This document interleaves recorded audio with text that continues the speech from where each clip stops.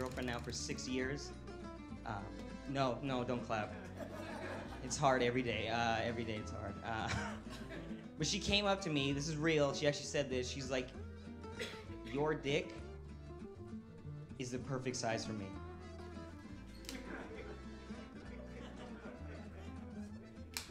Like, that's something I want to hear, right? Like, she's 5 feet tall, man, doesn't make me feel good about my dick size. Now it's not love anymore, now I'm trying to kill her with my dick. Like, I'll show you perfect size, right? It's one of those. Like, I want to take off my pants and see fear in her eyes. You know what I mean? That's I want to take off my pants and her to go, oh, ho, ho, ho, it's so big! And I don't know why she sounds like an old Chinese man. She's not one.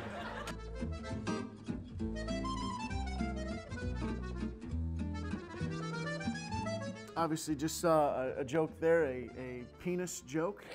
About my penis? Yes, a terrific penis joke. My penis is so formal. Obviously, when we all got into comedy, we all made the decision: was it going to be clean material? Is it going to be dirty material? How did you decide this? What went into the decision for you? I honestly swear so much. It's insane. Like I wish as a person I was better. Oh, just like, in no life, normal comments. Yeah. I'm in my head every time I talk in public. I have to be like, don't say fuck to these people. Like I have to focus on it when I'm in the bank. Don't swear at these people. Like sure. So it's like naturally that's how I talk. I like a sailor. It's terrible. Constant battle. My mom is not happy how she raised me. Now, Mark, is that something that you thought about when you first got into stand-up? Whether it was going to be clean or dirty or what it was going to be? No, I started just with whatever I thought was funny, and then which was like a cleaner side of it because that's just how I am, like, you know, the opposite, kind of like with Nick. And then I did a lot of bar shows, and you can't really do long-form stuff about nothing in a bar because people just lose interest. So then I started like adding swearing into my act and sexual stuff because I wear a lot of short pants. You know, I was all about the image. And so what? I would, no, I would have these like, you know, stupid jokes that were like trigger words, you know, where it would get the attention of like the audience. And then I did that for like 6 months and I'm like, why am I talking about this stuff? I hate this. And then I just started going back to what I wanted to do because I was like, you know what, I'd rather talk about what I want to talk about than what I think the audience wants to hear. Mike, how about yourself? When you first got into comedy, did you make the conscious decision to be clean versus dirty? I know you do a lot of stuff with accents and that sort of thing, but would you consider your act as a whole sort of blue, or is it on the cleaner side? It's right on the edge. Depending, it's all about your perception of what I'm saying. If you think anything to do with drugs or anything like that is going to be bad or dirty, then maybe most of my act is bad. But but I mean, for the most part, I'm not trying to be dirty. I'm just trying to be myself. And at the end of the day, like Nick said, it's going to be. It's going to come off dirty to some people, but I'm not trying to be dirty. I don't make the conscious decision to be like, ooh, that's going to be edgy and that's going to be really dirty, and people are going to give me shock for that. But the way it comes out naturally, when you do stand-up comedy with a little bit of an attitude and a little bit of an edge, it's always going to come off dirty, you know? I'm not consciously clean and I'm not consciously dirty. I can't put a line anywhere in my comedy for that. Yeah, you just do your shit. Just do my shit. Whatever it is, it is. Naturally, there's always going to be swearing, though. Yeah. But I don't think swearing makes your comedy dirty. I just think it's it takes it out of that clean, you know, Brian Regan doesn't swear, but he doesn't talk about the cleanest, squeakiest things either at sometimes, you know? He just makes it clean. Chris, how about yourself? Is that something you consciously decided when you started, that you were going to be a little dirtier, or? No, I think probably same thing with Mike, where like I didn't decide, but like probably a lot of my act is dirty, but it's just because I can't help it. That's just like what I find funny, you know? Like it's not like I never specifically Just a filthy human being. Well, it's because my whole family is so religious and so clean. Like I could not say damn around anyone in my family, you know? So anytime like when I go to school and people like swear or like say dirty stories and people who like shocked me and stuff were the ones who made me laugh the most, and that's the kind of humor I just kind of picked up because it was so opposite of my like home lifestyle. So do you think that played a big part in your getting into stand-up and being on the dirtier side because it wasn't allowed growing up? Yeah, pretty much. Like I had a bunch of comedy albums, and I had to like hide them from my parents and stuff, and all these like Dave Chappelle, Eddie Murphy, and Richard Pryor, and David Cross, like albums, HBO specials that I just like have in files on my computer. Like, you know when you have like 10 different like files on your computer? So like when you're hiding porn and stuff. Yeah. I had to hide comedy. That's hilarious. Comedy specials. We found Bill Cosby, Chris, and now we know he's clean, but he says damn a few times. I mean, we'd like to... That's exactly how it is. My parents like, why can't you be like Bill Cosby? He never swears a day in his life. I'm like, oh, that's just not me, you know? Bill Cosby eats pudding and shuts the hell up. No one gives a shit. Now I remember us the day I girl- first swore too. First swore just in public or life? in general? In life? You remember? I remember the first day. swore? It was grade 3 winter.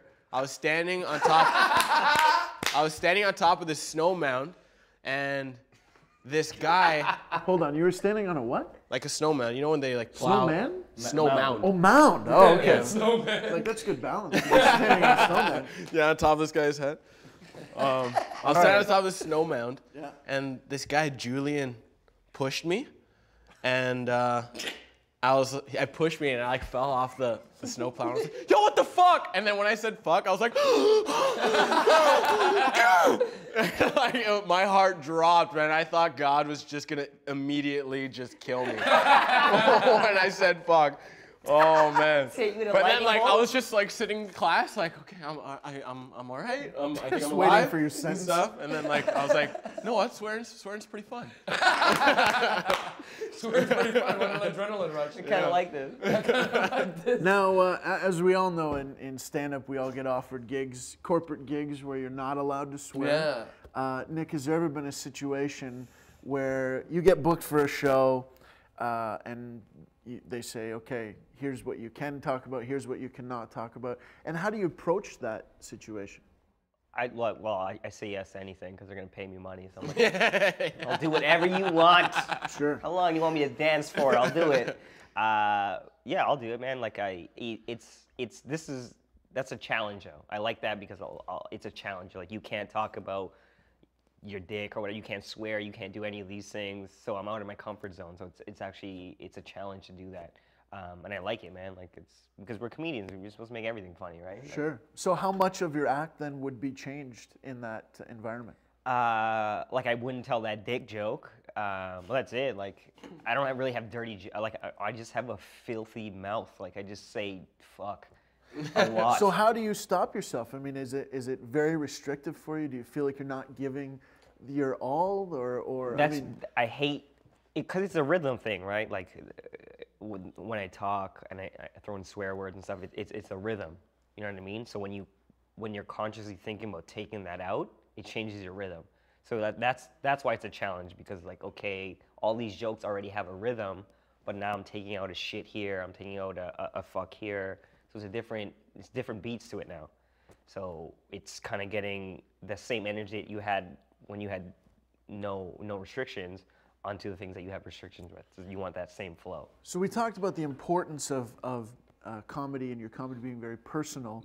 In your personal life, you say you swear a lot, and then to be booked in a situation where you're not allowed to swear, how do you approach that? Is it something you think about beforehand and kind of think, okay, here's where I normally swear, or is it running through your mind as you're on stage and you're taking them out on the fly? It's whenever I get those things where I absolutely can't be dirty or like I can't swear at all, like when it's like, dude, you're gonna get in a lot of trouble if you swear or whatever. Like I always go into it like I'm in my grandparents' living room and I'm gonna tell them these jokes because they're things that I would talk about with anyone because it's real shit that's happened to me. But I can't say fuck to my grandma. Sure. But I want to make my grandma laugh. That's the mentality I have, right? So I'm like, okay, Grandma, I'll get you, Grandma. I'll get you, Grandma. So Chris, how about yourself? You mentioned being very dirty. If you're booked in a situation, they say not allowed to swear, you can't get dirty at all. How do you sort of approach that? Is it something that you're thinking about? Is it something you think beforehand? Oh How do you yeah. go into that? Yeah, for sure. Probably the same thing as like Nick was saying, where I like the challenge, you know? Like, same thing where like I just obviously won't tell my most like dirty jokes, and like all my other jokes that I have can be told clean because it's just like basic, probably like relationship issues or like something that's like funny that happens to every person or like family type stuff. So I just would cut out the swears and pretty much just go from there, I guess. Mike, Nick said it was kind of harder for him to consciously be aware of not swearing. If you're booked in a situation where it's a corporate show, no swearing allowed, is that harder for you to do the cleaner material, or is it easy to sort of say, okay, I'll just take out this, this, and this? I've done so many shows over the last little couple of years that you learn how to craft your act in a sense where you make it okay for yourself and for the audience. But that's how I've wanted to do it for myself, because I knew eventually I would be asked to do more of the corporate stuff and the cleaner stuff. And I had to make sure that I crafted my act for it. So what I mean by that is, like, I know that I can do all the jokes about my mom in a very dirty sense, and I can do all the jokes about my mom very clean. All you got to do is take out a couple little words here and there and a couple of mannerisms in a sense. So, but yeah, corporates suck anyway, who cares? If corporates paid $100 like everything else, nobody do a corporate and everybody be on their ass and nobody go watch corporate. But that's why everyone pays so much for the big acts, because the big acts don't mind being a monkey up there and making a couple $1,000 and like, hey, you know, because at the end of the day, that's soul, it's soul sucking, man.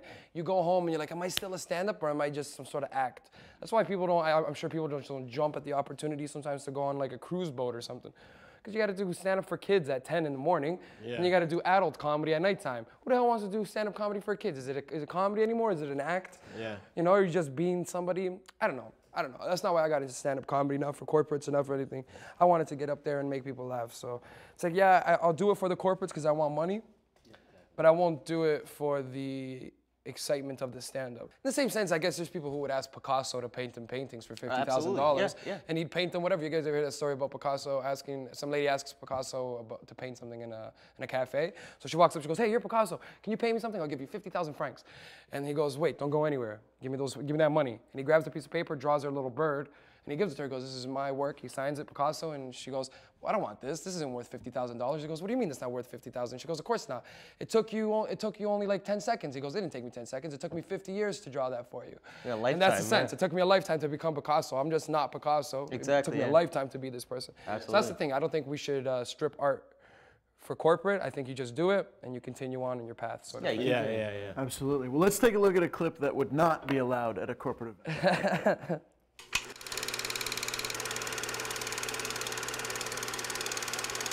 Oh man. I don't know. I was hanging out with my friend and we're talking about like stereotypes and stuff. And he's like, you know, there's some good stereotypes out there, Chris. And I was like, yeah, like for what? Like what? And he's like, you know, like for black guys. Like black guys have big dicks. I'm like, yeah, that's a pretty good stereotype if you're a black guy with a big penis. But what if you're a black guy with a small penis? You guys thought about how that guy feels? It's not very nice, okay? And I'm not saying like I know from experience, okay? Like I saw the way, I heard some of those snickers over this. I heard those were condescending snickers. I heard, all right. I'm all right. I'm okay. I'm pretty good, you know. I'll get it done. All right, that's all that matters. It just kind of sucks when you're with a girl who's never been with a black guy before, and she's like, you are gonna destroy me. And I'm just standing there like, I'll try. I ain't gonna make no promises or nothing. She's walking around the bedroom doing like stretches and stuff. Getting all ready.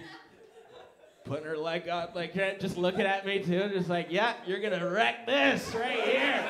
Woo! Woo!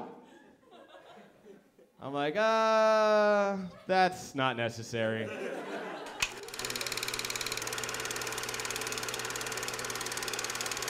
I mean, that joke there, that's as much a joke, as much a dick joke as it is about stereotypes. Is that something you were conscious of when you wrote that? When I wrote the joke, well, like funny story, I thought about that joke probably like a year before I actually tried it out and stuff, you know? But just because, I don't know, I never really thought about the stereotype too much aspect of it. I just thought about, I don't know, I just felt, I'm like, I don't have a small dick, but this girl literally better not like be expecting a lot. I'm average and stuff, and like I can throw it down for sure. But Do what you gotta do. Gotta do what I gotta do. like I'm gonna do my thing. But I never really thought about it too much until actually when I started like talking about it, and then like kind of moved it into the stereotype. So again, very, very personal to you. Yeah, Very, yeah. It was definitely just like, cause I always had a like I felt bad about myself growing up, you know, cause. If you're a black guy and you don't have, like, you watch porn and every fucking black guy just has a giant fucking dick, and you grow up and you're like, am I a freak? Why aren't I like, why don't I have a snake hanging from me? Like, but I'm like, oh, wait, I'm just average. That's okay. And then, so it's kind of just that, like, self-consciousness that came out in the joke. So that is something that really, as you were growing up, as you mentioned, really kind of bugged you and bothered you. And, Oh, yeah, for sure. And something you thought about.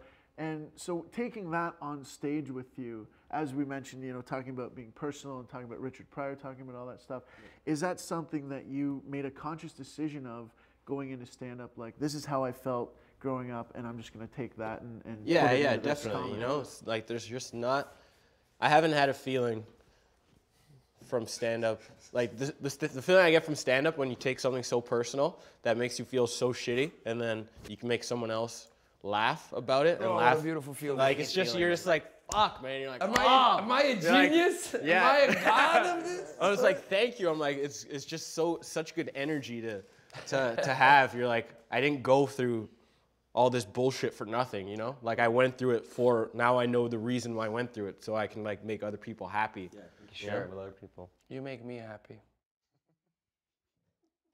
Oh, that's beautiful. It's interracial love right there. Yeah. Can we that's get a lovely. shot of that? Can we get Zoom a up shot? shot? Is there a of this, shot? Of this handshake? Is there a Was shot? this UNICEF or some shit? Like, Just a last question here. All of you guys do some, I mean, we talked about doing clean material. All of you do some pretty blue material. Is there ever been a situation where maybe you've lost work or somebody refused to book you because of your material, because it was too far or too much? Oh yeah. I went off the edge a couple of times, man. I always try not to. Like I'm always aware. Like, hey, don't tell these people to die in a fucking fire. It's probably not a good thing to say to someone. But then sometimes you gotta tell people that you hope they burn in a fire, man. You take the losses like that. I'm pretty sure right here actually one time I talked about like platypuses having sex for like 30 minutes. He got pretty fucking mad at me because he had to go on after. And I honestly, I don't know what happened. What's the matter with you, man? Drunk, it was late, I started talking about platypuses. platypus. Fucking. That's so And funny. he was not happy about it, so. Yeah, And how did it go? What was the response from the crowd? They liked it. I was not conscious of there was more of a show. Like there was a headliner still I was hosting. Okay. And I kind of got in a groove talking about platypuses fucking. And I think I might have been here for that. you might have been. I feel like I've been here for that. That platypus, 30 minutes of platypus? 30 minutes of platypus is a bit so much. funny. No one likes beaver Was with it a actually bill. 30 It was minutes? a You long went time. 30 minutes? I did. It was a long time. He was not happy about it. There's young comedians out there who don't know. They're like, man, I got this great platypus bit, but I don't know. It's only a minute long. This guy's doing half an hour. Yeah, 30 Platypus. minutes, man. 30 Trying to get minutes. that Discovery Channel money. What? Take that, corporate.